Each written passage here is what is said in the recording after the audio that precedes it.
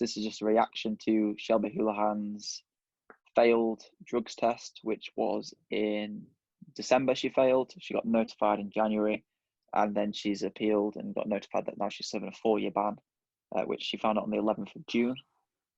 4 years is a long time. That's the next 2 Olympics. She will be 32 by after the next 2 Olympics is gone. And after that 4 years, the next Olympics she'll be able to compete at, I think she'll be 35.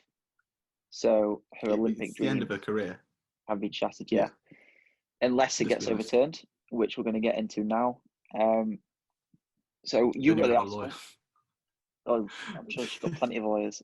You wrote the article, so if you want to briefly go over it, and I'm going to get it up on the screen now. Thanks. So, as the article explains, she did an out-of-competition test back in December 2020 and was notified the following month on January the 14th that she had failed and that she had tested positive for a substance called nandrolone, which interestingly, now maybe we're going to talk about this in a bit, Jerry Schumacher, who's her coach, and Shelby Houlihan have both stated that they'd never heard of nandrolone before. But it's effectively, for those of you who also never heard of it, it's an anabolic steroid that is often regularly used by people who are trying to get a performance advantage. And it's generally the most common one. But it has some genuine medical usages as well. When she was notified that she'd failed the test, she immediately started doing, she states anyway, a food log to set out some of the areas where she may have failed, or to find out where perhaps this test came from. And she compiled that evidence along with some further evidence from toxicology. She also states that she sat a polygraph test, which for most people is just a lie detector. And she compiled all this evidence and was heard at a single hearing of the Court of Arbitration for Sport. So what a single hearing means is that basically it was an opportunity for the lawyers of the Athletics Integrity Unit and her lawyers to submit their evidence together, and the panel of judges at the Court of Arbitration for Sport in Switzerland decided that ultimately they didn't regard her explanation to be sufficiently credible to overturn the negative test. Her explanation, based on all the evidence that she compiled, was that the test was most likely the result of a pork burrito that she consumed roughly 10 hours before the test from a fast food truck near to her home in Beaverton. Can I just interject here? On her statement, both Jerry and her mentioned this food truck. Neither of them said she actually ate the pork. They both said it sold pork.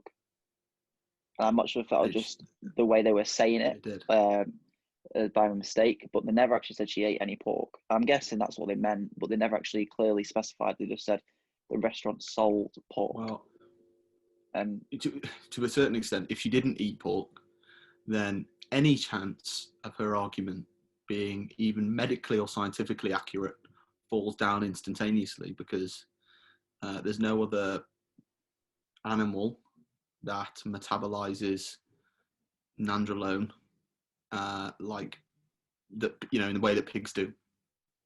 Now, I'm not an expert on the science by any stretch of the imagination, but nonetheless, she claims that eating pigs and pork meat can result in you getting a level of nandrolone in your system above the minimum level.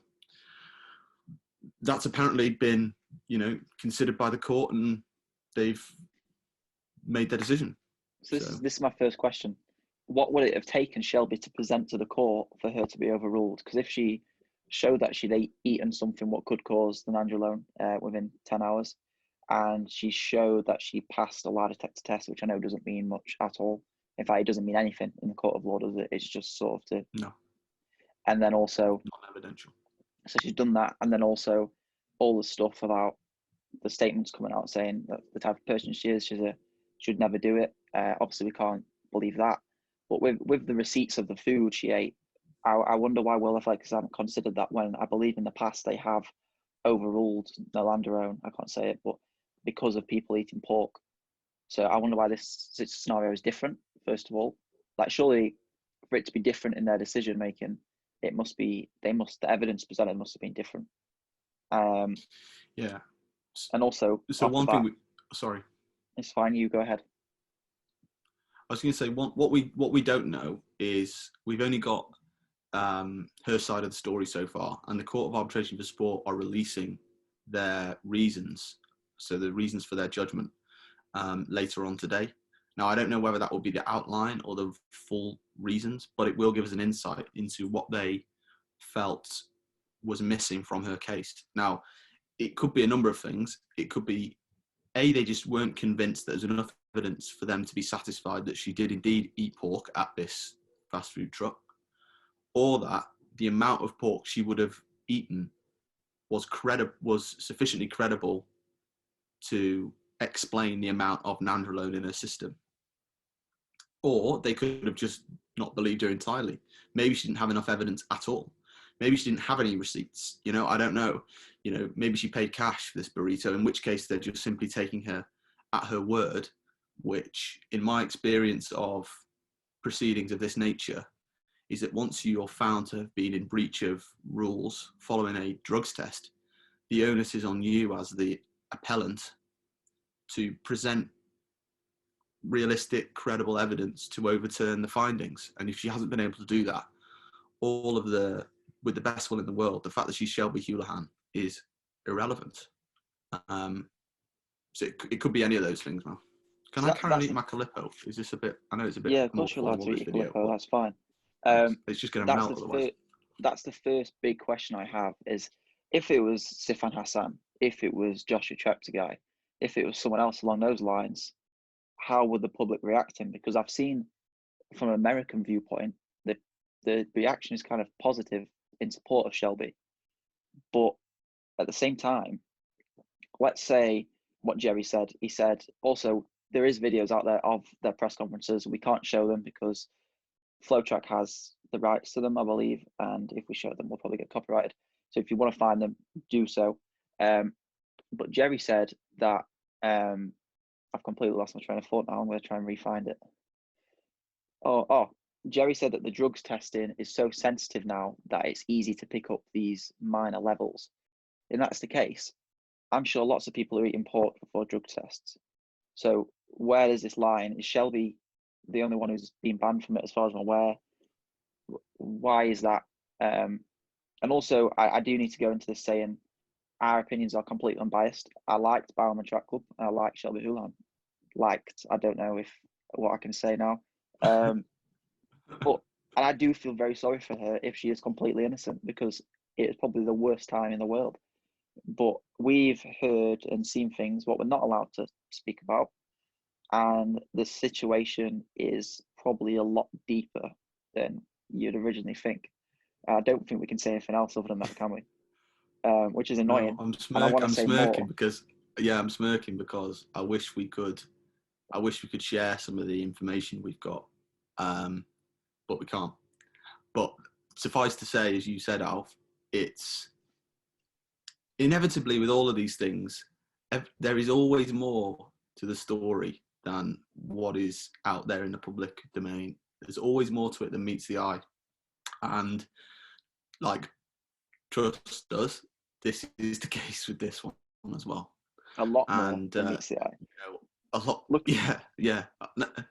I know we're teasing everybody a bit, but maybe in the fullness of time, we might be able to share a little bit more. I'm working on it. We're working on it to see if we can share a little bit more. But yeah, and you made a good point, Alf, about Sifan Hassan, for example.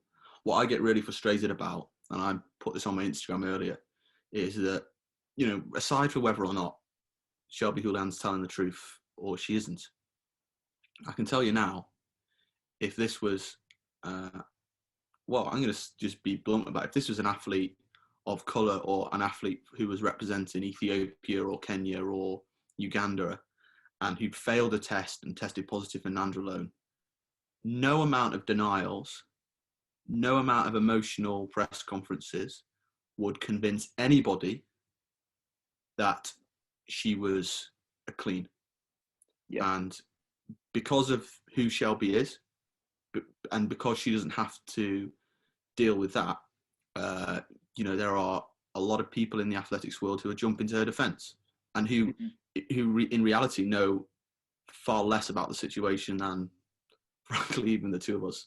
So, it's one of those where she's lucky that she's got the support that she has across the athletics world, because if it was another athlete, they wouldn't. I mean, a lot of Ethiopian athletes, for example, and even Sifan Hassan, never failed a drugs test in their life, and yet they deal with this constant skepticism over their performances and skepticism over their times, and and then we get this situation here. So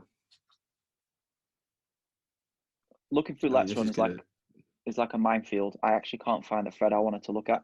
There's so many. I'm probably going to get brain freeze now, by the way, but I'm going for it. That's fine. The one thing I did want to highlight is Jerry Schumacher and Shelby both saying they don't know what the drug is called. They've never heard of the drug before. I personally had never heard of that drug before, but as Jerry Schumacher, being one of the greatest distance coaches in the world, being older than me, and going through, as to what I believe, this specific drug caused a lot of issues in the past, and it's the reason why certain anti-doping agencies and companies have been started. To say you don't know that drug, that's a bit. And I'm not just saying this.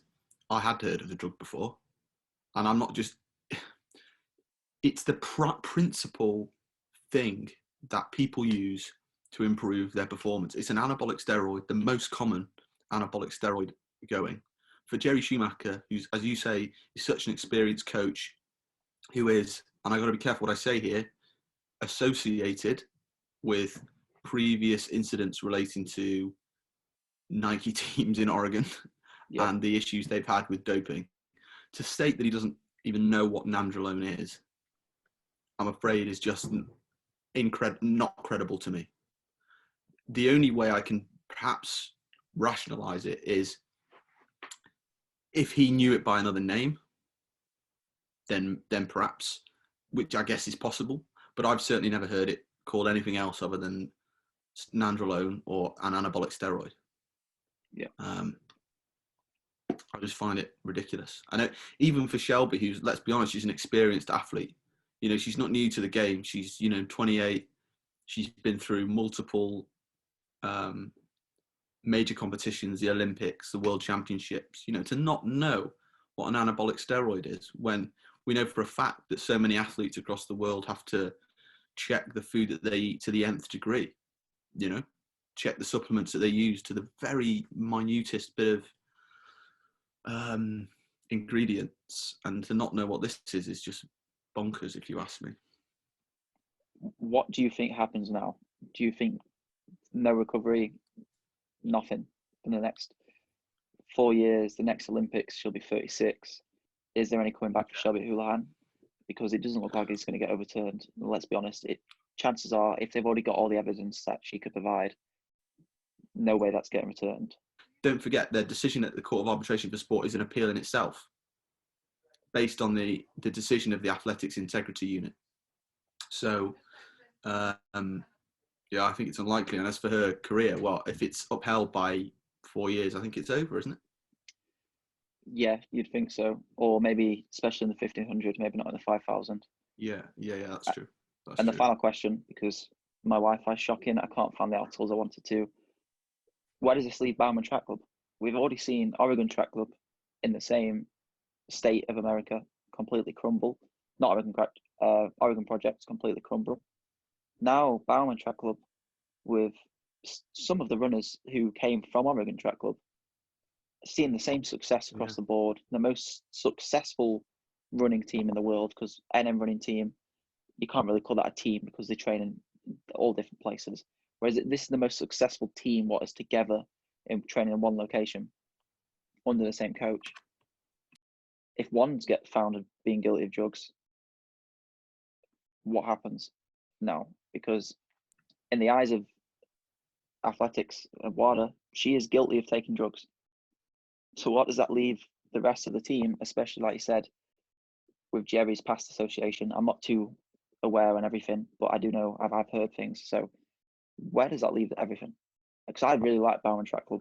Obviously, this will change my opinion if it is true, but as of now, in the eyes of them not being guilty, I do really like them, and it's a shame to see this. And if it does happen, it's going to be quite a big shock. Well, I mean, put it like this. I think that if it's true, and she has been doping, you know, a lot of the guys on that team live together. They're close socially, and we know that because we interviewed Mark Scott last year. He lives with Centra, for example. You know, these guys train together every day. They live together every day. Yep. It surely has to have massive ramifications, because if it's true, what, like, no one else knew? She was the only one. She was the only one doing it. What, I mean, you know, I don't want to just create controversy for the sake of it, but we've got to be serious here. You know, if she's genuinely the only one member of this team that's found to have been taking drugs, that's going to raise obvious questions about the reputation of Bowerman Track Club and their integrity. You know, and I'm not saying that's necessarily my point of view. I'm just saying that people will ask those questions, and that's reasonable. I think that's reasonable question. They're reasonable questions to ask. And also, sorry to interrupt you, but with the response of the team, all defending Shelby today, posting, defending her, knowing that, like, a lot of people saying she's not that type of person. If it comes out that they all knew or they were involved in any way, I mean, what does that say about the whole sport? Not just Bowerman Track Club, but the whole of running. How many people out there are doing that? How many people out there are lying, covering up things? I'm going to say a lot of people. If that comes out as the case. Sorry. I think more than just the reputation of Bowerman Track Club, I think it's going to significantly, you know, if any more information comes out, it doesn't necessarily assist them. I think it's going to massively impact the integrity of the sport. You know, this is the blue that, you know, let's be real here. Bowerman Track Club are the blue chip team in athletics. Facts. It's the Manchester United of athletics, effectively. Yeah, they're the biggest athletics team in the world, sponsored by the biggest company in the world, and they're arguably their most famous member. Okay, maybe not with Centra, but certainly the most famous female member is taking steroids. It's massive. It's massive. And even if some of the information that we have comes out, it'll break the internet, to coin a phrase. I feel like if this gets listened to, it's going to be a lot of speculation of what information we have. We can't. And also, that's not because we're hiding something. You can't guarantee that information is true to the 100%. So why would you go out there and say something, what you've been told in good confidence to keep private, when it might not even be true, or there might be more to the story? Like, when things what we could say could end people's careers or not, we wouldn't say that, because one, you can't guarantee it's 100% true, and two, it's not our place to say.